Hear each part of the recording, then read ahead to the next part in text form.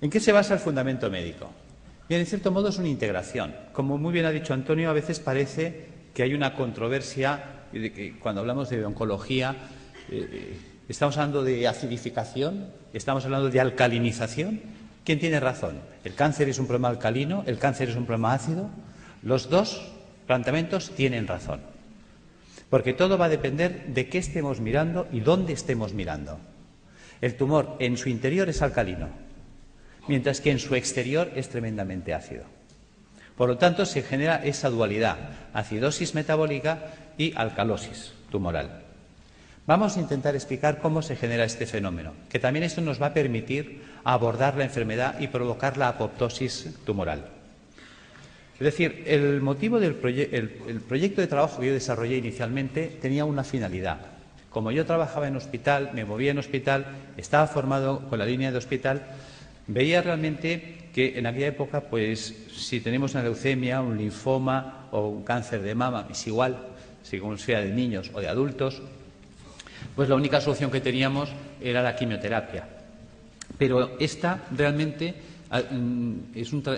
resultaba ser una terapia muy dura para el paciente, náuseas, vómitos, pérdida de pelo, en muchos casos hasta se perdían los dientes, se descalcificaban las personas, dolores terribles. Claro, te planteabas cómo conseguir que el niño que estaba en tratamiento, cuando yo estaba en oncología infantil, cómo conseguir que el niño sufriera menos y cómo conseguir también que el tratamiento fuera más eficaz. Es decir, si en lugar de dar 20 sesiones, si lo podíamos solucionar con 10, con 5. Bien, y eso es lo que me llevó a investigar qué podíamos hacer para mitigar la situación del paciente. Entonces me planteé que lo primero que teníamos que hacer era entender, para resolver un problema, lo primero que hay que hacer es entender el problema. ¿Qué es el cáncer? Te dicen, bueno, unas células que se han vuelto malas. Y bueno, sí, pero ¿y por qué? Ayer no eran malas y hoy sí lo son. Algo ha hecho que estas células degeneren, algo ha hecho que estas células se alteren. ¿Qué es lo que hay? Nadie daba contestación. ¿Hay alguna...? ¿No se oye bien en la sala? Es que parece que voy a comentar por el fondo. Bien, volvemos. Entonces, ¿qué es lo que hacía, qué es lo que puede hacer que la célula se vuelva mala? Bien. Pasa el tiempo, indagas, te mueves, estudias medicina ortomolecular, estudias fitoterapia, estudias homeopatía, estudias dietética y nutrición, que son cosas que en la facultad no nos enseñan. Tienes que marcharte fuera del país, porque aquí eso no se enseñaba.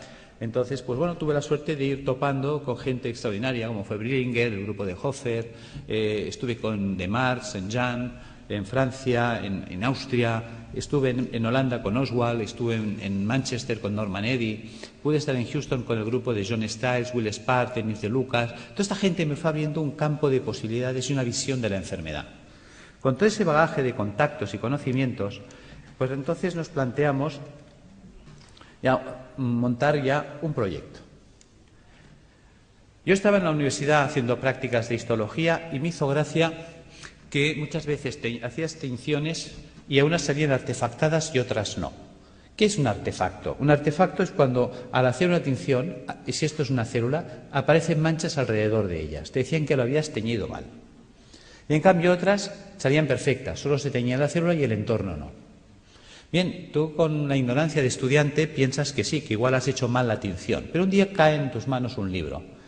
Y el doctor Pischinger es un hombre que es anatomopatólogo. Es catedrático de la Facultad de Medicina en Viena, en Austria, y presenta una tesis doctoral cum laude que se presenta, creo que se publicó en el año 70, The Matrix and the Matrix Regulations. Yo este trabajo lo conozco a través del doctor Ovirne.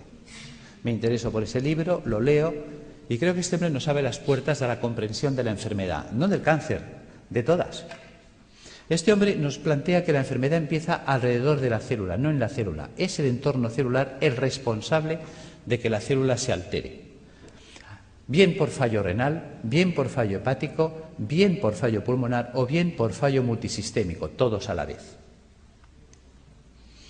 El sistema básico, podríamos decir que consta de esto, de pulmón, hígado, riñón, sistema vascular arterial, sistema vascular venoso, sistema intersticial, célula. En este caso hemos puesto la piel, pero que sepáis que también puedo poner mucosa, es indistinto. Si os fijáis, de aquí para aquí piel y de aquí para adentro mucosa. Si ahora cortara el labio, tendría en un lado piel, otro mucosa y el sistema celular en medio. Luego entenderéis por qué explico este detalle.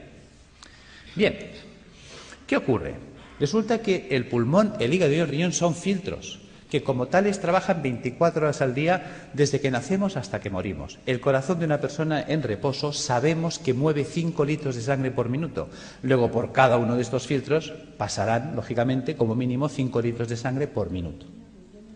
Todo el mundo entiende que si esto es el filtro del aire de un automóvil, ponemos en marcha el automóvil y el aire pasa a través del filtro, el filtro se va a ensuciar. Y te dicen que cuando esté sucio, cuando tenga 5 o 10.000 kilómetros según el tipo de filtro, que lo cambies. Lo entendemos en un coche, pero no lo queremos entender en las personas. Vamos a reflexionar sobre este dato. 5 litros de sangre por minuto y una persona en reposo. Si cada minuto pasan 5 litros de sangre, ¿qué es lo que están filtrando estos señores? Los residuos metabólicos del sistema celular. La sangre arterial es la que lleva oxígeno, azúcares, grasas, proteínas, minerales. ¿Para qué? Para nutrir al sistema celular. Hay que enviarle oxígeno, hay que enviarle grasas, hay que enviarle proteínas para que la célula se nutra, se oxigene, viva. Pero esta célula, cada vez que respira, cada vez que recibe oxígeno, ella genera un residual metabólico o basura, que es el CO2. Si yo le envío grasas, ella la va a usar y la va a metabolizar, y cuando esta grasa se degrada, la tira, que es el colesterol. Algo así cuando nosotros ponemos aceite de oliva en una sartén, freímos un huevo, freímos una chistorra y cuando el aceite está quemado lo tiramos. Pues el colesterol sería el aceite quemado, que este debe ser eliminado. Y si le enviamos proteínas, me devuelve ácido úrico. Son ejemplos sencillos. Sabemos que es mucho más compleja la bioquímica celular, pero nos vamos a centrar en 3 datos, en 3 valores fácilmente comprensibles. ¿Qué hay que hacer con estos residuos, esos excrementos celulares? También veréis por qué hablo de excremento, que se excreta. Pues tendrá que ir al sistema venoso y a través del sistema venoso alcanzar pulmón, hígado y riñón y ser eliminados.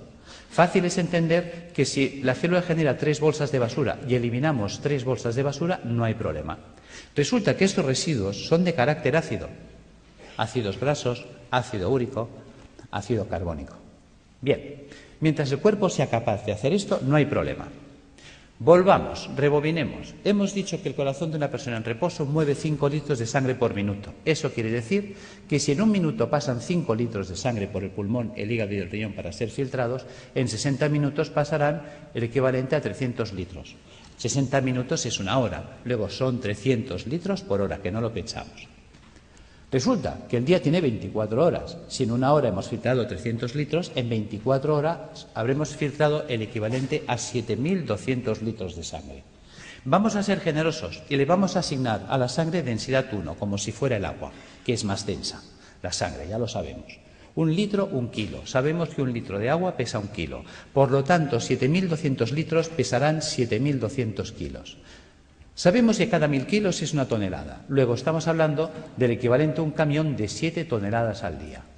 ¿De qué tamaño es el pulmón? ¿De qué tamaño es el hígado? ¿De qué tamaño es el riñón? Son cosas que nunca nos planteamos ni nos preguntamos. Esto lo explicó Da Vinci. Da Vinci es un hombre que hace un trabajo de anatomía, estudia el cuerpo humano y aprovecha para comprender el cuerpo humano. Porque una de las preguntas que se hacía él era saber qué definía el cuerpo humano, dónde residía el equilibrio, la proporción del cuerpo humano. Y la encuentra en el puño. Por eso desde entonces los pintores hacen este gesto para pintar. El dedo sirve para establecer el punto de fuga y darle profundidad al plano. El puño es la proporción para trasladar al lienzo. Desde entonces sabemos que si yo me quiero comprar un calcetín, el perimetral del puño es la longitud de mi pie. O simplemente cojo referencias anatómicas, mi costilla y mi clavícula. Si miramos aquí dentro está mi pulmón. ¿Qué pasa? Que mis 2 puños son mi pulmón. Si yo cojo como referencias la costilla, aquí dentro está mi hígado. Por lo tanto, si yo cierro los puños, veréis que es la distancia que estoy marcando. 2 puños. Si pongo el puño detrás, el espacio entre costillas y cadera es mi puño. ¿Cuántas veces habéis oído tengo el estómago en un puño? Y es porque estamos dimensionados por el puño. Por lo tanto, hemos hecho esta representación para que veáis el tamaño del pulmón, del hígado y del riñón. Son 2 puños de una persona. ¿Os imagináis un camión de 7 toneladas? Es una persona en reposo. Que sepamos en reposo toda la vida, Buda, que vivía en meditación trascendental. Nosotros no somos Buda. Nervios, estrés, sobrecargas alimentarias, tóxicos alimentarios. Esto va a hacer que estos filtros vayan trabajando de un modo, digamos, enloquecido. Llega un momento que, por lo tanto, estos filtros se van a obstruir. Y si nadie se ocupa de limpiarlos, porque nadie nos enseña cómo mantenerlos, ya que nosotros no los podemos cambiar en un coche. Nosotros cada 5.000 kilómetros, cada 5 años, no podemos estar cambiando los filtros del aire, el filtro del aceite y el filtro de la gasolina como en un coche. Claro, pues si no nos cuentan nada ni hacemos nada, estos se obstruirán. Empezaremos, por lo tanto, a retener CO2. Empezaremos a retener colesterol, empezaremos a retener ácido úrico, puesto que un filtro obstruido ya no trabaja al 100%, su rendimiento cae. Entonces nos vamos a encontrar que en el organismo puede variar el pH. Claro, el cuerpo no puede permitir que el pH varíe en sangre. Muchas veces nos preguntamos, ¿cómo es posible que un deportista de élite, entrenado, perfecto, esté corriendo en un campo y caiga fulminado o muerte súbita? Porque a veces ha ocurrido eso, un bloqueo metabólico. Es decir, la acidosis metabólica que ha generado ha sido tal que su pulmón, hígado y riñón no han sido capaces de drenar, ha entrado en una acidosis metabólica brutal en sangre. Sabemos que una variación del pH en un medio provoca un stop de reacciones químicas. Las reacciones químicas en sangre se paran, muerte. Algo tan simple, digamos, se nos pasa por alto. Estamos encontrándonos que entonces el cuerpo muchas veces lo que hace para evitar este fenómeno, evitar que haya un stop de reacciones químicas en sangre, empieza a hacer un acúmulo, va a retener estos radicales ácidos libres en el espacio intersticial.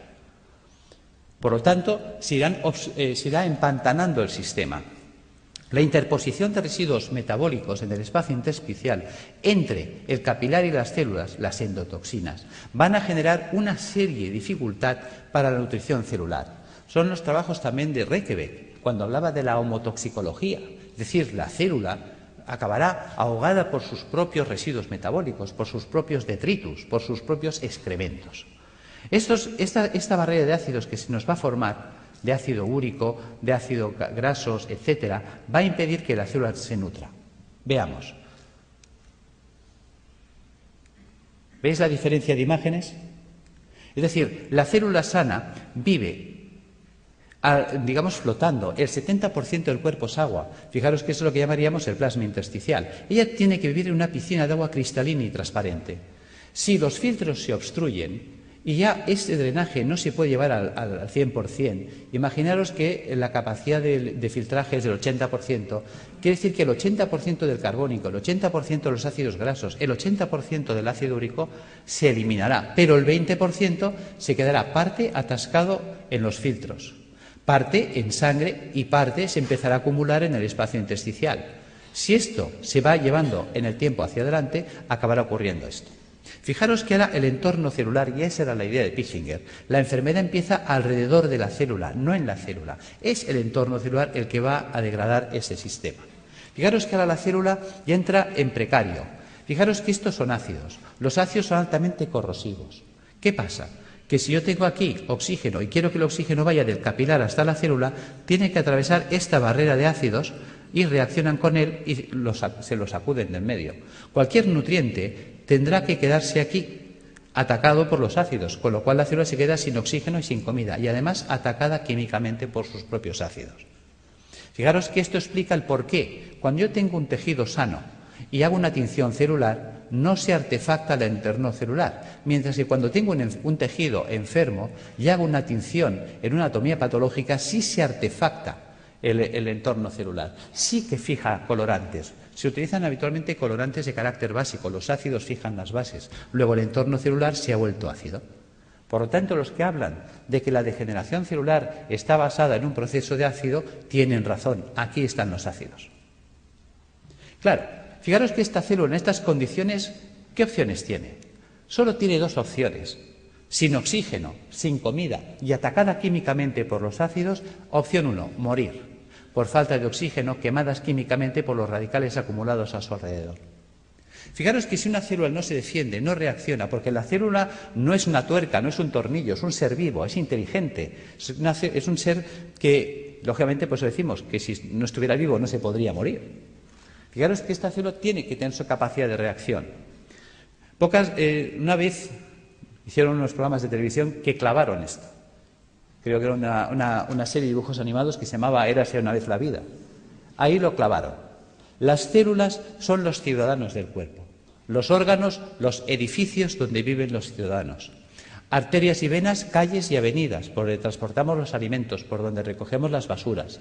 Los nervios, el tendido eléctrico, las líneas de teléfonos, el sistema nervioso central, el ayuntamiento. Cuando miramos el cuerpo desde esta situación que parece infantil, fijaros que los americanos, si algo han tenido bueno, es enseñarnos ciencia a través de mecanismos infantiles, pues ¿por qué no aprovechar ese sistema que es altamente didáctico? Y tendremos una comprensión mayor de la enfermedad. ¿Qué pasa si las células se mueren? Imaginaos que una célula no se defiende, no reacciona. Se queda en ese medio y dice, bueno, pues me muero, esto ya se acabó. ¿Veis? Si se mueren las células del cerebro, porque esto está pasando en todo el cuerpo, entonces me quedaré sin células cerebrales, Alzheimer. Si se me mueren las células de la base del cerebro, Parkinson. ¿Veis? Fijaros que aquí tengo un cable en la mano. Por todos sitios hay cables. Los cables tienen un forro de plástico.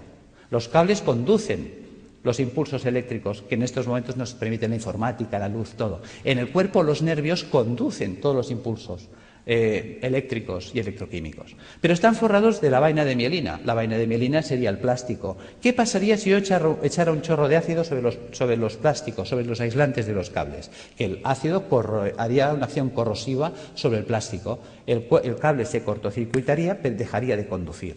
¿Qué pasa si resulta que los nervios que me están uniendo esta célula con el cerebro, la mielina es atacada por los ácidos que hay a su alrededor? Se degrada la mielina. Sin mielina hago una enfermedad desmielinizante, esclerosis múltiple, esclerosis lateral amiotrófica, esclerosis en placa. Pissinger fue un genio. Nos hizo entender las enfermedades. ¿Veis? ¿Qué pasa si la célula, imaginaos que aquí ponemos piel y aquí le ponemos un pezón? ¿Veis? Esto es una célula del pecho. Imaginaos que esta célula se muere. ¿Veis? Un tejido con células muertas es un tejido fibroso. Hablaremos, por lo tanto, de fibromas. ¿Ves? Fibroma mamario, fibroma uterino, fibrosis prostática. ¿Ves? Que el fibroadenoma a nadie le preocupa. ¿Por qué a nadie le preocupa? Es un fibroma. Pues porque un fibroma son células muertas. Las células muertas no matan. Fijaros cómo somos. Vemos el problema, pero no estamos siendo capaces de valorar la trascendencia del problema. ¿Ves? Mientras tanto, si se mueren las células del pulmón, amigo, fibrosis pulmonar, fibrosis hepática si se mueren las del hígado, fibrosis renal si se mueren las del riñón. Y fíjate que decimos fibrosis pulmonar de causa idiopática.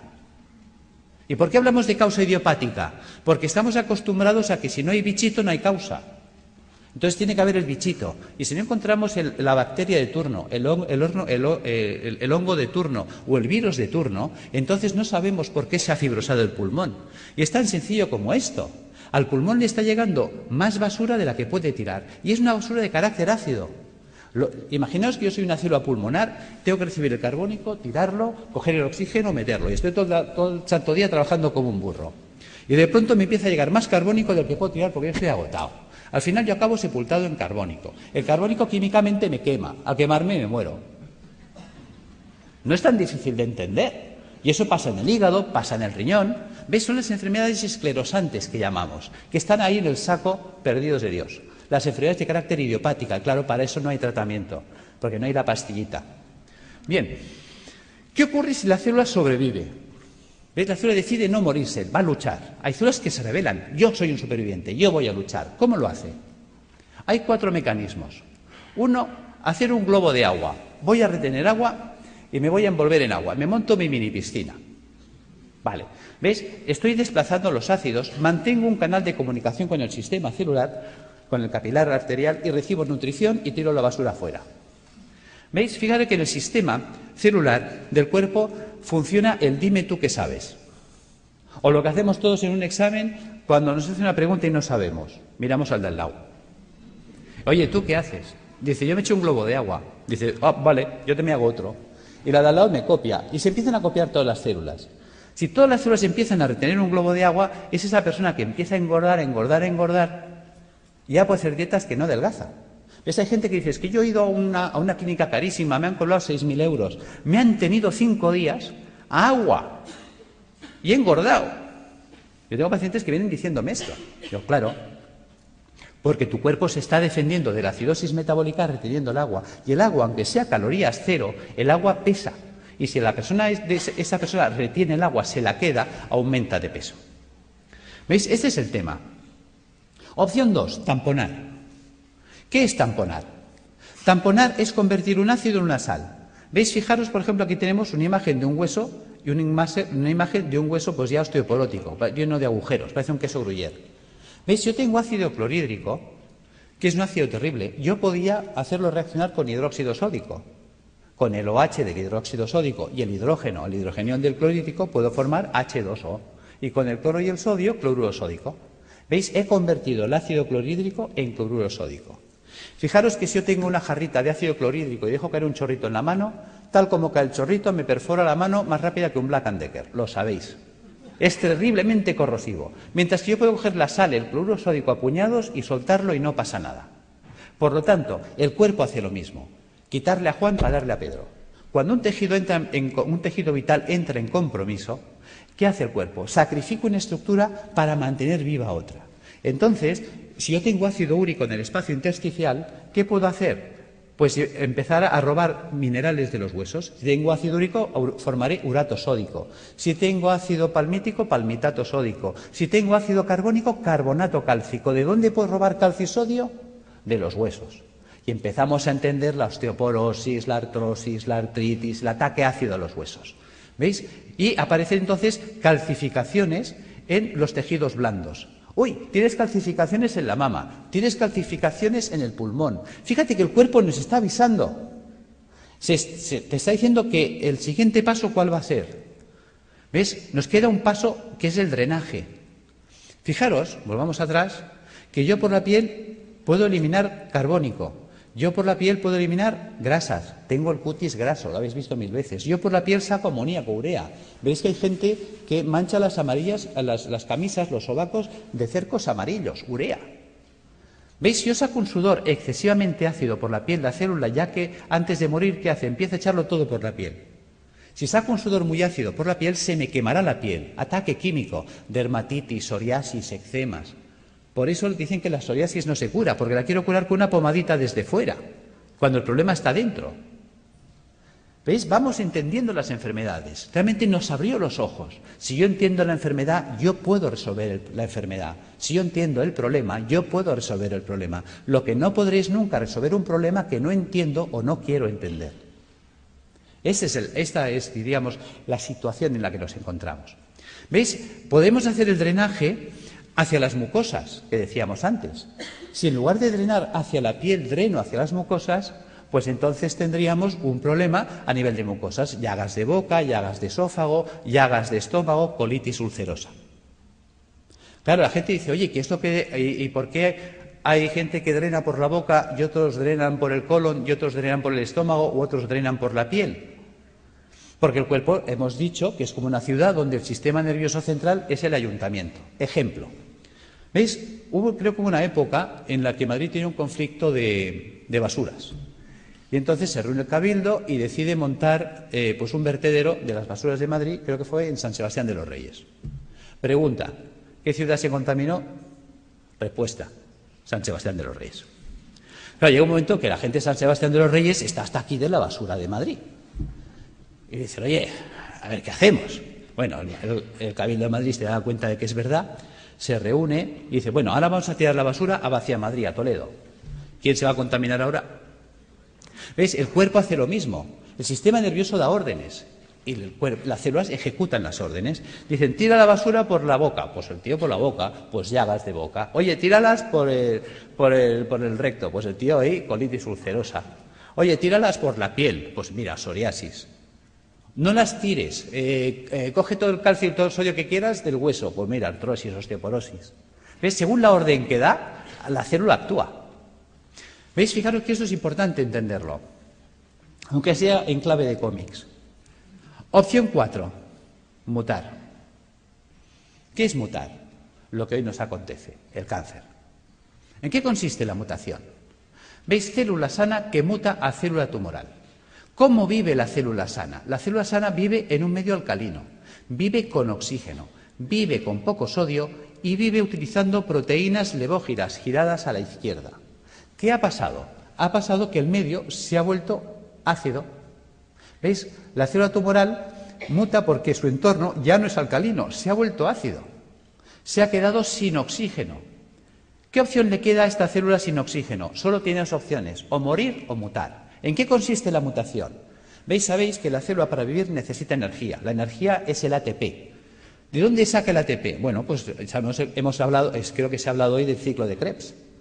En la mitocondria podemos obtener el ATP a través de la vía oxidativa, con oxígeno. Pero cuando una célula no tiene oxígeno, puede abrir una ruta alternativa que es la del pirúvico. Y entonces, a través de la glicólisis con el pirúvico, obtener ATP más ácido láctico más alcohol. Por eso, quien nos dice que en los tumores hay alcohol, se explica, porque es una ruta de fermentación ácida. Y esa ruta anaeróbica le permite seguir viviendo a la célula, que es un mecanismo de supervivencia, porque está en juego su vida. Y entonces ella, ¿qué hace? Empieza a cargar mucho sodio en su interior. ¿Veis? La célula normal, la célula sana, tiene potasio en el interior del citoplasma y sodio fuera. Se invierte, entra el sodio dentro de la célula a mansalva y el potasio sale, porque estamos usando un sistema inverso. ¿Veis? Ahora se explica cuando dicen es que los tumores son alcalinos. Claro, la célula tiene que ser muy alcalina en su interior para aguantar el ataque ácido exterior. ¿Entendéis que todos tienen razón? Si yo estoy mirando el interior tumoral, me encuentro con una alcalosis, mientras que si estoy mirando el exterior, me encuentro con acidosis. Esta es la explicación. Por lo tanto, vamos entrando en razón. Cuando estamos ya en una situación tumoral, ¿qué nos propone la medicina académica? La medicina académica nos propone que hay que cortarle la cabeza al tumor, evidentemente si se puede, si es accesible quirúrgicamente. Es decir, la decapitación del tumor es lo que llamaríamos la cirugía. Opción 2, a la hoguera, achicharrar el tumor. La radioterapia. Opción 3, el envenenamiento. Eso sería la quimioterapia. ¿Ves? La célula tumoral, la quimioterapia es un citotóxico, o sea, es un tóxico para la célula, hay que matarla. ¿Ves? Por lo tanto, o la mato de un hachazo, o la mato porque la achicharro, o la mato porque la enveneno. La cuestión es que hay que matarla. Y además es verdad, porque si no nos mataría a nosotros. Bien, por lo tanto, si observamos, esas 6 opciones que nos da, nos hace entender que estamos anclados, por decirlo así, en el siglo XII, por no decir el siglo I. Decapitación, hoguera, envenenamiento. Queda en clave de humor, pero es real. O sea, cuando hay un tumor, no hay más. O le corto la cabeza, o la achicharro, o la enveneno. Vale. Pero si pensamos como en el siglo XII, aunque la escena que os he puesto pertenece, creo que es al siglo I, nos encontramos que si pensamos como en esa época, nos queda una cuarta vía que la estamos olvidando. ¿Qué podían hacer con un enemigo difícil de batir? El asedio. ¿Os acordáis? Numancia. Le quitamos el agua, le quitamos la comida, y sin agua, sin comida, esperar, que se muere solito. Bien, eso sería la apoptosis. ¿Cómo acorralar el tumor? Pues alcalinizando al paciente, puesto que el paciente ya que está muy ácido y el ácido me está desencadenando el problema, vamos a alcalinizarlo. Resulta que sabemos que la célula tumoral para poder vivir necesita mucho sodio. Resulta que al paciente hipertenso le decimos come sin sal, al paciente cardiópata le decimos come sin sal, al paciente que está mal del riñón, al nefrópata le decimos come sin sal. Pues digamos al oncológico que coma sin sal, puesto que la célula tumoral necesita mucha sal para ser muy alcalina en su interior. Si le quito la sal, lo hago polvo. Luego, utilizar enzimas proteolíticos de acción selectiva. ¿Qué es un enzima proteolítico de acción selectiva? Una enzima que destruye proteínas, pero no todas. ¿Cuáles? Las dextro. Resulta que la célula tumoral, para vivir, ha tenido que desarrollar un tipo de proteína que es la dextro. Fijaros que en el cuerpo todos los aminoácidos son L-metionina, L-cisteína, L-arginina. ¿Por qué? Porque nuestras proteínas son levo, pero las proteínas levógiras son estables en un medio alcalino, en un medio ácido no son estables. Luego necesito una proteína estable en un medio ácido, la dextrógira. Vale, pero si yo pongo a circular enzimas proteolíticos de acción selectiva que destruyan a esa proteína, ¿ves? Ya le he quitado el sodio, le he quitado la comida, le quito los ácidos. Y luego resulta que la célula tumoral, al volverse anaeróbica, se vuelve vulnerable al oxígeno. El oxígeno es tóxico para las células anaeróbicas, las mata. De hecho, yo he estado en Alemania aprendiendo técnicas de ozonoterapia porque el ozono es tóxico para la célula anaeróbica. Vale. También podemos utilizar peroxidasas, enzimas que ayuden a liberar mucho oxígeno en los tejidos. ¿Cómo conseguir esto? ¿Cómo vamos a alcalinizar al paciente? Recuperando la función del hígado y del riñón y del pulmón, eliminando las toxinas acumuladas en el espacio intersticial. ¿Cómo lo vamos a hacer? Pues con dieta alcalinizante, con hidroterapia, con tratamiento natural y con tratamiento físico. ¿Veis? Si yo utilizo quimioterapia solo, ¿cuántos pilares tengo? 1. Mientras que si uso dieta, baños, tratamiento natural y tratamiento físico, ¿cuántos pilares tengo? 4. Es más estable. Esa es la idea. Que entendamos qué es la dieta, que nunca se nos habla de ella, qué es la hidroterapia, la gran olvidada. Hasta se me ha llegado a decir que esto no es científico. Y me lo han dicho médicos, esto de los balnearios, esto no es científico. Y resulta que existe en la Universidad Complutense una cátedra de hidroterapia médica, de hidrología médica. O sea, ni siquiera sabemos lo que tenemos en nuestras propias universidades. Y es de las mejores cátedras que hay en Europa. Cuando te mueves fuera, te hablan, oh, la doctora Bacaicoa. ¿Y tú quién es la doctora Bacaicoa? Hasta tienes que empezar a buscar y pues dices, san Dios, tengo que conocer a esta mujer. Cuando me cae el libro, y también, digamos, es un libro que he escrito, ahora no recuerdo el otro autor, que también es un profesor emérito, dices, por Dios, empiezas a tirar del libro y dices, ¿y por qué me han ocultado que existe esto a mí? Bien, seguimos. ¿Qué es esto de las plantas y qué es esto del tratamiento físico? Vamos a entrar ahí. ¿Por qué dieta? Muy importante. La dieta cárnica es acidificante de la orina. Si yo me como carne, mañana estoy haciendo pis de carácter ácido. Mientras que si yo como vegetariano, mañana estoy haciendo pis de carácter alcalino. ¿Qué quiere decir esto? Que la dieta vegetariana me alcaliniza. Vale. Por tanto, vamos a hacer dietas vegetarianas. ¿Veis? Un filtro sucio no es un filtro roto. Un filtro sucio se puede lavar. ¿Y con qué se lavan las cosas? Con agua. A veces tan simple que es no nos lo podemos creer. Resulta que el 95% de la fruta y la verdura es agua. Con la dieta vegetariana se lavan los filtros. ¿Veis? Ensalada, bistec y fruta. Quito el bistec. ¿Qué me queda? Ensalada y fruta. ¿Veis?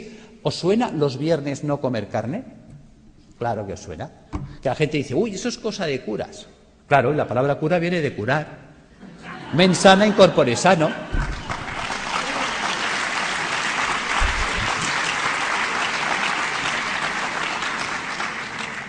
Claro, ¿qué ocurre? Que cuando las cosas gracias, pero bueno, es para romper un poco el ritmo porque estaréis cansados y dormidos. Claro, ¿qué ocurre? Claro, la gente lo relaciona con los curas, pero con la parte mística. Claro, la gente dice, ¿y esto de dónde lo han sacado los curas?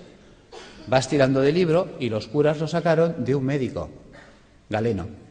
¿Ves? Yo me acuerdo cuando empecé la carrera de medicina, fue la época que se rompieron los números clausus y entraron 3.000 personas a la universidad. Dijeron, nada. Puertas abiertas, que entre todo el mundo y que sea un curso selectivo. Y estábamos 3.000 en primero de carrera.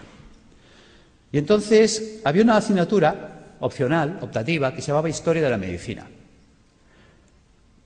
¿Sabéis cuántos se apuntaron a esa asignatura de los 3.000 que estábamos en primero? Nadie más.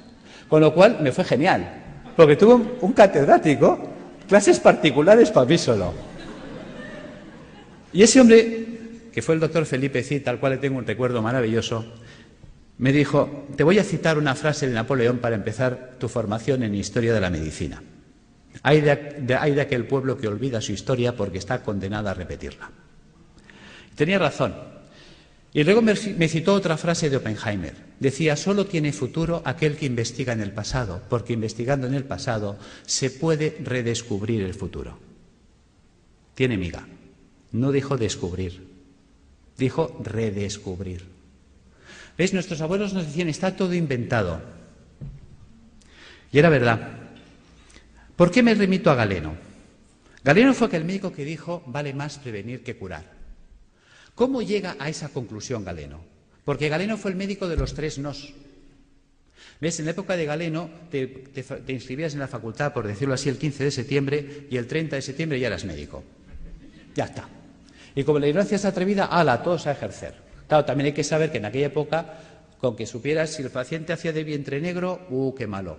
Si hacía rojo, mira, a lo mejor puede ser un hemorroide, ¿no? Si vomitaba verde, tranquilo. Como vomitara rojo, aburem, ¿no? Y si se vomitaba negro, dalo por muerto. Ya está, ya eres médico. O sea, porque claro, no había nada. ¿Cuáles son los 3 grandes nos de Galeno? Él sale, se sienta, como hombre sabio que fue, y por eso nos acordamos de él, y dice, Primero, no sé medicina. Con lo que me han enseñado no sé nada. Segundo, no tengo medicamentos. No existían, los inventó él. Tercer, no. Si no sé medicina y no tengo medicamentos, no puedo curar. Obvio. Claro, ¿qué hace Galeno? A Galeno le enseñan la medicina hipocrática. Hipócrates había dicho otra cosa. Hipócrates dijo que tus alimentos sean tus medicamentos, que tus medicamentos sean tus alimentos. Y se queda tan pancho. ¿Por qué dice esto? Porque él observa cosas curiosas. En aquella época la gente vivía muy asilvestrada. Todos vivíamos en el campo, muy silvestres. Y encima vivíamos con vacas y ovejas y realmente el ser humano tiende a copiar y a hacer lo que hacen los demás animales. ¿Ves? Que además es curioso, tiene relación con la historia de la medicina y la historia del medicamento. ¿Veis? Fíjate que un vaquero, o sea, un señor que cuidaba vacas en Escocia, creo que fue, le contó a un veterinario que había observado, que le llamaba la atención desde pequeño, que cada vez que una vaca le salía un tumor o un bulto en la mama, en las ubres, pues que dejaba de comer pasto normal y se iba a buscar una planta que nunca la comía, que nadie la quería. O sea, tú se la ofrecías y te la escupía. Pero cuando tenía un tumor o un bulto en las ubres, iba como loca a buscarla. ¿Y qué iba a buscar esa vaca? Vinca, la vinca pervinca. Resulta que el veterinario no deja en saco roto el comentario del pastor, sino que coge esa planta y se la lleva a la universidad y la analizan. Y se dan cuenta que es verdad, que en la vinca existe un principio activo antitumoral. De ahí salió la vincristina. ¿Os suena? ¿Veis? La historia del medicamento viene de las plantas. Pues lo mismo hizo Galeno. Galeno se da cuenta de que Hipócrates hablaba de que los pacientes que se ponían amarillos, es decir, el hígado, empezaban a comer como locos alcachofas, se veían alcachofas. Entonces, muchos mejoraban si comían muchas alcachofas. ¿Cuál era el problema? Que había que comer 60 alcachofas al día. Se establece un concepto de dosis. Claro, a ver quién es el guapo que desayuna, come, merienda y cena 60 alcachofas al día y durante un año. O sea, cuando le recomendabas a un paciente que hiciera eso, o que si estaba mal del riñón se comiera 60 cebollas, pues cogían el cesto, se iban a ver a Hipócrates y decían, mira, tío, que lo dejo, que me da igual, que yo me muero. Segundo problema que había, pues si se acababa la temporada de alcachofas, ¿qué hacemos? Pues a Galeno se le enciende la bombilla. Galeno se da cuenta que la planta seca conserva lo que él llamaba el espíritu curativo de la planta, que es lo que conocemos como principio activo, y que la planta seca quedaba reducida al 5%, que esa planta seca se podía hacer polvo, se podía poner en un cilindro y con un pistón se podía machacar. Y la podía comprimir, acaba de inventar el comprimido. Y en un comprimido le atizaba 10 alcachofas, con lo cual si te daba 2 comprimidos de desayuno, comida y cena, eso funcionaba. ¿Ves? Y monta los extractos, empieza a montar la galénica, el arte de hacer medicamentos. Entonces él se da cuenta que hay plantas que limpian el pulmón, plantas que limpian el hígado, plantas que limpian el riñón. Entonces llega una dieta eminentemente hídrica, la cura de aguas, que os suena, y le ponemos plantas que limpian el riñón, plantas que limpian el hígado, ¿ves? Por ejemplo, una cola de caballo, un té verde, una arenaria, o pongo una alcachofera, un diente de león, un boldo, o pongo una planta que me limpia el pulmón, el tomillo, el gordolobo, el llantén. ¿Veis? Hagámoslo simple, voy a coger té verde, alcachofera y tomillo. ¿Veis? Ya tengo la fórmula de las plantas que me van a limpiar los filtros. Si le paso agua y jabón, se limpiará más rápido. Claro, si encima le cojo los trabajos de Demetrier con los oligoelementos, me meto en los trabajos de eminentes investigadores en el mundo de la ortomolecular, vitaminas, enzimas, las acciones que tienen, vamos a mejorar la actividad y la funcionalidad de estos órganos, con lo cual el drenaje de los ácidos se va a activar. Me voy a remitir también a Galeno. Galeno se da cuenta de la importancia de los baños termales. Fijaros que en aquella época habían las termas romanas. ¿Ves? Galeno establece un sistema de dieta a la gente que venía a su consulta. ¿Ves? En las casas romanas, en los domus, había el vomitorio. La gente se levantaba, comía y se iba a vomitar para seguir comiendo, hasta que reventaban. Y cuando llegaban a Galeno, él en sus textos lo decía. El paciente me llega gordo, seboso, sudoroso, con un sudor repelente, un fétor vomitivo y unas deposiciones putrefactas. Decía, está podrido por dentro. Y además decía, huele a cloaca obstruida, que los romanos tenían alcantarillas, o sea, ya sabía lo que se decía él. Fijaros, por lo tanto, decía, hay que desatascar la cloaca, es decir, todo el tubo digestivo. Entonces, él, por un lado, se da cuenta de la función del agua. ¿Cómo funciona el agua? El agua termal nos vamos entendiendo ya por qué funciona. ¿Veis? Las aguas termales son aguas calientes. Por lo tanto, si yo me sumerjo en agua caliente, ¿qué pasará con los poros de mi cuerpo? Se van a dilatar. Sabemos que el agua de los balnearios son aguas minerales. ¿Qué minerales tienen? Cloruro sódico, cloruro magnésico, cloruro potásico y así. A una concentración salina no menor de 20 gramos de sal por litro de agua. Resulta que el agua de nuestro cuerpo tiene 9,4 gramos de sal por litro de agua. Claro, se va a generar un gradiente de ósmosis. Los líquidos van de donde hay menos a donde hay más. Cuando yo me sumerjo en una bañera con agua caliente y salada, ¿veis? Fijaros que aquí en medio todos tenemos una vena gorda, que podríamos llamar que es la alcantarilla, donde van todos los residuos celulares. Pero si yo abro los poros y con la sal tiro para afuera, estoy sacando de mi cuerpo ácido carbónico, ácidos grasos, ácido úrico. O sea, realmente el baño termal es una diálisis percutánea, es un riñón, es un pulmón, es un hígado artificial de alto rendimiento y de bajo coste. Con el tiempo, lo que era del pueblo, porque fijaros que era la época de la res pública, la cosa pública, la época romana en la que vivía Galeno, por lo tanto eran los baños públicos, las termas romanas, con el tiempo los baños pasaron a la aristocracia. Vale. Pero como todo se recicla, con el tiempo el baño que estuvo en la aristocracia volvió al pueblo. Y volvió simplemente por un tema de avaricia. Fijaros que un balneario, pues vale, por ejemplo, uno baratito, hoy en día vale 120 euros al día. Quiere decir que un tratamiento de 30 días nos costaría 3.600 euros y estabilizar a un paciente oncológico 10 meses, 36.000 euros. ¿Quién se puede pagar esto? Un rico. ¿Pero qué es un rico? Pensemos. Y no me digáis que es un tío con pasta porque es falso. Sabiduría popular. El padre obrero, el hijo caballero, el nieto pordiosero. Es decir, hay el que hace el dinero, hay el que se lo ventila y la familia venida menos. ¿Veis? Un rico no es eso, no es un señor con pasta. Un rico es un señor que siempre está pensando cómo tener las cosas sin pagar, que por eso es rico. Porque gana y no gasta. ¿Ves? El rico iba al balneario y dice, a ver, ¿qué tiene el balneario que cura tanto? Dice que las aguas son termales. Dice, Pepe, pon un termo en mi casa. ¿Ves? Si yo caliento lo hago en un termo, el agua que sale del termo es termal. ¿Qué más necesito? Dice, es que esto, una bañera. Pues Pepe, pon una bañera. ¿Qué más pasa? Oh, es que el agua son minerales. Jacinto, tú que eres químico. A ver, ¿qué tiene el agua que cura tanto? Jacinto que analiza y dice, oh, es que el agua tiene minerales. ¿Cuáles? Cloruro sódico, cloruro magnésico, cloruro potásico. Joder, esto es sal de cocina, ¿no? Sí, pues échale sal al baño. ¿Cuántas veces habéis oído sales de baño? Pero ¿cuántas veces os habéis preguntado por qué hay que echarle sal al baño? ¿Cuánta sal tengo? Uy, perdón. ¿Cuánta sal tengo que echar al baño? ¿Para qué tengo que echar al baño? ¿Ves? Nunca nos preguntamos. Somos poco curiosos. Resulta que Jacinto, que era químico, le dice, es que tiene 20 gramos de sal por litro de agua. Claro, el tío que está acostumbrado a hacer números dice, pues que me haga una bañera que llena hasta la mitad cubique 100 litros. Las bañeras estándar de casa, llenadas hasta la mitad, cubican 100 litros de agua. Dice, ¿y eso? ¿Y por qué hasta la mitad? Hombre, hasta la mitad porque por el principio de Arquímedes, cuando yo me meto en la bañera, el nivel del agua sube. Luego dejo en espacio o a fregar. Bien. ¿Por qué 100 litros? ¿Cómo sé que en mi bañera tengo 20 gramos de sal por litro de agua? Echando 2 kilos de sal. ¿Ves? 2 kilos son 2.000 gramos. 2.000 gramos en 100, tacho 2 ceros. Tacho 2 ceros, 20:1.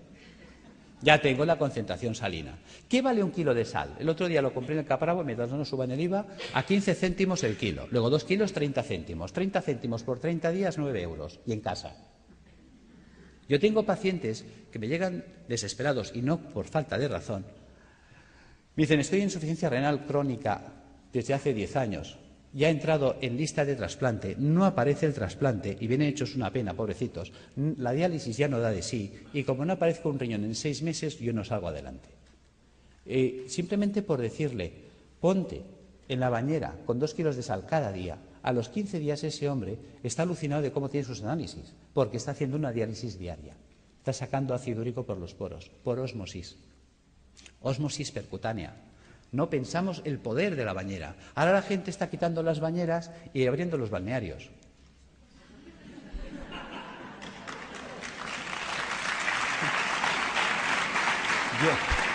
Gracias. Seguimos. Ya entendemos para qué la bañera, ya entendemos para qué una dieta hídrica. Hay mucha gente que me dice, Alberto, ¿hay que ser entonces vegetariano? No, tampoco. Y a ver, cuéntame esto, si me dices que la dieta vegetariana es buena. Bueno, es que una cosa es que la dieta vegetariana sea buena y otra cosa es que tengamos que ser vegetarianos. ¿Ves? Una vaca es vegetariana. ¿Por qué? Ella solo come vegetales. ¿Por qué? Porque puede. La vaca tiene 4 estómagos, panza, bonete, lebrillo y cuajar. La vaca puede hacer 4 digestiones al mundo vegetal. Por eso la vaca consigue el 100% de los nutrientes del mundo vegetal. ¿Cuántos estómagos tenemos nosotros? Nosotros tenemos un estómago. No podemos ser vaca. Nos falta tecnología digestiva. Es así de sencillo. ¿Ves? Hay gente que dice que yo sí, puede sobrevivir, porque el cuerpo está adaptado a sobrevivir, pero no a vivir. ¿Ves? Hay herbívoros, hay omnívoros y hay carnívoros. Nosotros somos omnívoros. Pero eso no quiere decir que nos venga bien un día a la semana limpiar. Fijaros, los reyes inventaron la bula para comer carne los viernes. Los reyes no lavaban los filtros. Pregunta, ¿de qué se morían los reyes? Los reyes se morían de gota, de ácido úrico. ¿Ves? Los ácidos son los que nos matan. Si a mí se me tapa el riñón, yo no podré eliminar el ácido úrico. El ácido úrico me va a corroer los huesos, un dolor terrible, y me va a corroer el sistema arterial por dentro y venoso. Al final me muero de una hemorragia urémica. Fijaros, perforación de las arterias, muerte. Si a mí se me tapa el hígado, no podré eliminar el colesterol. Si no puedo eliminar el colesterol, se me acumulan las arterias, se taponan, infarto, muerto. Si a mí se me tapa el pulmón, no podré eliminar el CO2. El CO2 se me acumula, ya sabéis, es citotóxico, muerto. Los ácidos nos matan. Tan sencillo como esto. Entonces, si añadimos esto a la dieta hiposódica, que ¿cómo afecta esta dieta a la célula tumoral? La célula tumoral necesita mucho sodio para alcalinizar su citoplasma y poder así contrarrestar el ataque ácido externo. Si se queda sin sodio, no puede hacerlo. Y entonces el propio ataque ácido también la puede matar. ¿Cómo matar de hambre a la célula tumoral? Utilizando enzimas proteolíticos de acción selectiva que destruyen solo proteínas extrógenas. Ese fue el pecado de Chacón, encontrar enzimas que destruyen esas proteínas y mata de hambre a la célula, que es inocuo para el sistema, puesto que solo destruye proteínas dextrógenas que solo afecta a la colonia de células tumorales. La célula sana que no ha mutado, como ella sigue tirando de proteínas levógenas, a ella no se entera, no le afecta. ¿Cómo hiperoxigenar los tejidos? El simple drenaje de toxinas, por el simple drenaje de las toxinas, hará que llegue oxígeno a los tejidos. La ozonoterapia, habéis visto algunos muy buenos resultados. Y suministrando al paciente enzimas hiperoxidasas, que también van a mejorar muchísimo. Y aquí están los trabajos con el peróxido de finiglioxal, que en su día funcionó, don Gregorio Ramón Cebrián, creo que se llamaba, el doctor Javier López Garcés, hicieron unos trabajos extraordinarios con las peroxidasas. Y yo las uso, funcionan muy bien.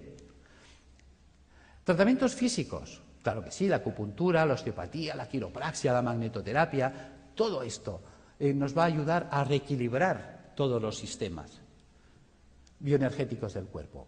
¿Qué ha pasado con toda esa acción que hemos desarrollado? Pues que la célula tumoral, su entorno ya no es ácido. A la célula tumoral le llega oxígeno, que es tóxico para las células anaeróbicas o tumorales. Se queda sin sodio y se queda sin proteínas dextrógenas. Traducido, la célula sana conserva íntegra toda su ruta metabólica, todo lo que ella necesita para vivir, mientras que la tumoral se la hemos quitado. Algo así como si yo tengo una célula que se ha adaptado a vivir en agua dulce, un pez que se ha adaptado a vivir en el agua dulce, y cojo ese pez y lo pongo en el mar otra vez. Ese pez de río en el mar se va a morir, aunque esté en agua, porque el agua es distinta. No es su ecosistema. Nos estamos cargando directamente el ecosistema de la célula tumoral, y eso nos conduce a la apoptosis. Sin sodio, sin proteínas extrógenas, sin ácidos y con oxígeno en el medio, la célula tumoral no puede vivir. Fijaros que yo puedo alcalinizar con bicarbonato sódico, claro que sí. Que podemos estar debatiendo si es un hongo el que desencadena el sistema o es un sistema que se ha acidificado y ha generado las condiciones para que esto suceda. Yo me inclino por lo segundo. ¿Veis? Fijaros, vamos a pasar estas dos imágenes. Las imágenes hablan por sí solas. ¿Veis? La célula normal tiene que vivir en una piscina de agua cristalina y transparente. Mientras que si nosotros no hemos cuidado, porque nadie nos ha hecho entender la importancia de comer un día a la semana vegetariano, de bañarnos un día a la semana en agua con sal, de tomar plantas depurativas que nos ayuden a tener limpios los filtros, mira qué fácil es. ¿Ves? Si nosotros desde pequeñitos acostumbramos a nuestros hijos a bañarse en la bañera con 2 kilos de sal, a comer vegetariano un día a la semana y a tomar una infusión de alcachofa, tomillo y té verde, esto estaría funcionando limpio toda la vida. Y entonces estaríamos siempre en estas condiciones. ¿Veis? Fijaros, si yo no limpio esto, ¿qué pasa? Que ahora esta célula que tendría que estar viviendo en una piscina de agua cristalina y transparente, ahora tiene que vivir en una piscina de aguas fecales, sus propios excrementos, porque a lo que hemos comentado antes, ¿veis? A esto, al ácido carbónico, al ácido graso y al ácido úrico le podríamos llamar el excremento celular. ¿Por qué le llamamos excremento celular? Vamos a ver. Si nosotros comemos, ¿qué hacemos? Caca. Y si nosotros bebemos, ¿qué hacemos? Pis. Pues si la célula come, hace caca, y si la célula bebe, hace pis. Esto es el pis y la caca celular. Si nadie se la recoge, la pobre célula tiene que vivir flotando en aguas fecales. Y mientras el agua no llega aquí, todos tranquilos, y diciendo, y no hagan olas, pero como la cosa empieza a subir, lo entendéis. ¿Veis? Posibilidades de que esta célula se infecte en una piscina de aguas fecales. Es como si tú tienes un hijo y tienes dos piscinas, una de agua limpia, cristalina, transparente y tratada y una fosa séptica llena de aguas fecales. Y le dices al niño, hola niño, haz aquí 4 piscinas en la fosa séptica. Se te muere el niño. Lo entendemos en ese ejemplo y no lo queremos entender aquí. Es algo tan gráfico como lo explicó Pissinger, es algo tan genial que dices, Dios mío, y tan simple de poder llevar al paciente a estas condiciones, que las cosas van a ir mucho mejor. Fijaros que todo vale incluso. Ya sé que José Antonio hasta me puede tirar el zapato. Porque claro, cuando empezó mi trabajo, ¿cuál era el problema? Mi problema era que yo... Uy, perdón, ¿qué he hecho? Perdón. Vamos ya al fondo. ¿Cuál era el problema? Yo estaba trabajando con quimioterapia cuando empezó mi proyecto de trabajo. Y claro, no entendía cómo era posible que la quimio no funcionara si in vitro funcionaba. Y un día, cuando leo este trabajo, se me enciende la bombilla.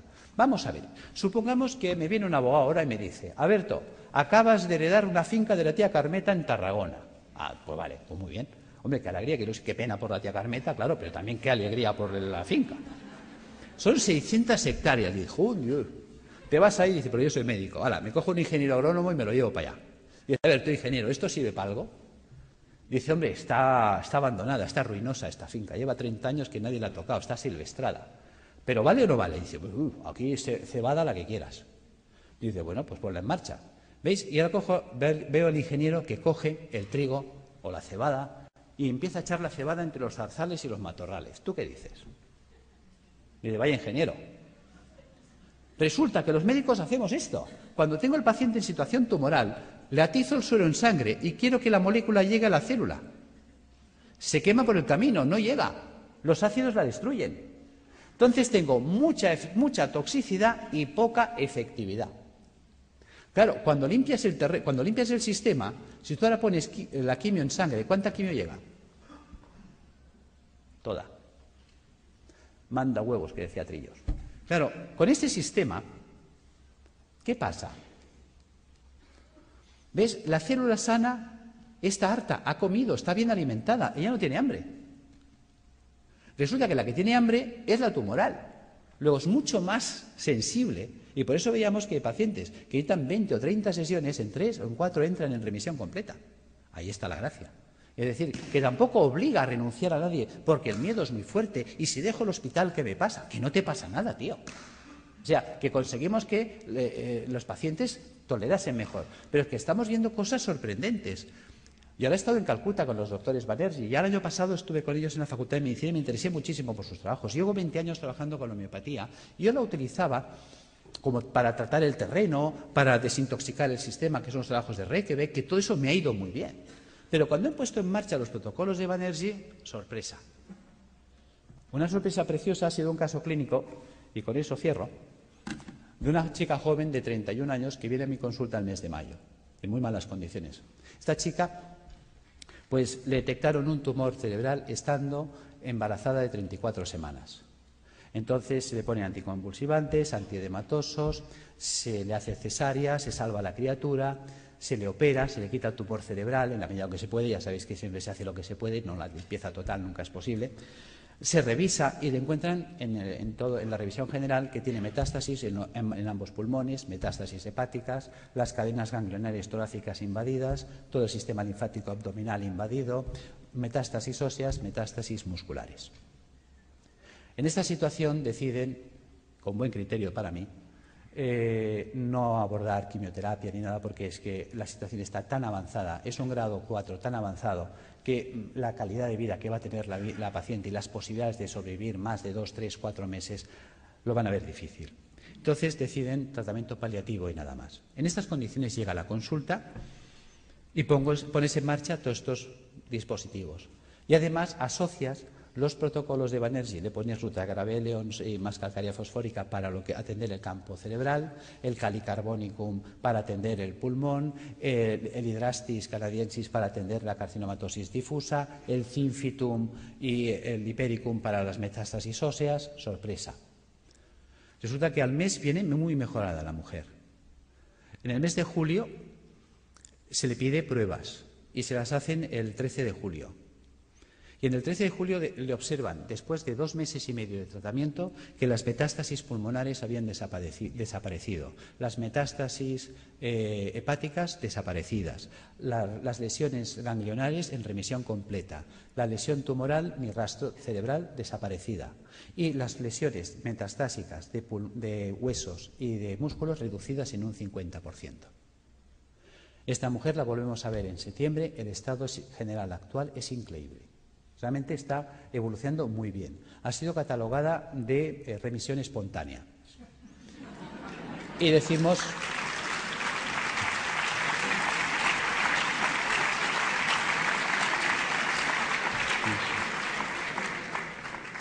Y es verdad, está respondiendo espontáneamente porque se está produciendo una apoptosis. Pero se está produciendo la apoptosis porque la paciente está haciendo lo correcto. Ha cogido un camino que le funciona. Hay veces que gente me dice, Alberto, ¿tú curas cánceres? No. Pero sí que damos un manual de instrucciones que permiten que el cuerpo se coloque en condiciones tales que entonces el cuerpo sí puede curarse a sí mismo. En fin, espero no haber sido pesado. Gracias.